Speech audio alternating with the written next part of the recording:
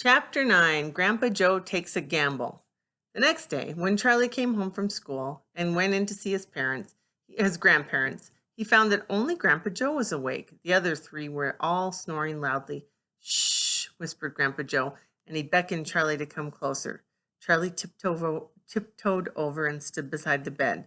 The old man gave Charlie a sly grin, and then he started rummaging under his pillow with one hand. When the hand came out again, there was an ancient leather purse clutched in the fingers. Under the cover of the bedclothes, the old man opened the purse and tipped it upside down. Out fell a silver single 10-cent piece. It's my secret hoard, he whispered. The others don't know about it. And now you and I are going to have one more fling at finding that last ticket. How about it, eh? But you'll have to help me. Are you sure you want to spend your money on that, Grandpa? Charlie whispered. Of course I'm sure, sputtered the old man excitedly. Don't stand there arguing. I'm just as crazy as you are to find that ticket. Here, take the money and run down the street to the nearest store and buy the first Wonka candy bar you see and bring it straight back to me, and we'll open it together. Charlie took the little silver coin and slipped quickly out of the room. In 5 minutes, he was back.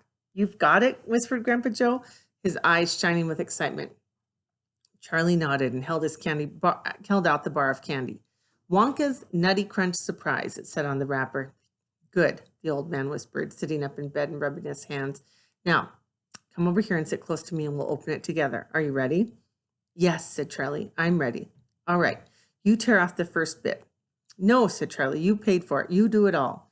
The old man's fingers were trembling most terribly as they fumbled with the candy bar.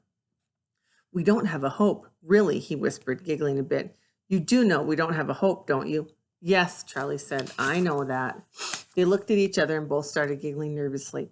Mind you, said Grandpa Joe, there is that tiny chance that there might be one. Don't you agree? Yes, Charlie said. Of course. Why don't you open it, Grandpa? All in good time, my boy, all in good time. Which end do you think we should open first? That corner, the furthest away from you. Just tear off a tiny bit, but not quite enough for us to see anything. Like that, said the old man. Yes, now a little bit more. You finish it, said Grandpa Joe. I'm too nervous. No, Grandpa, you must do it yourself. Very well then, here goes. He tore off the wrapper. They both stared at what lay underneath. It was a bar of candy, nothing more.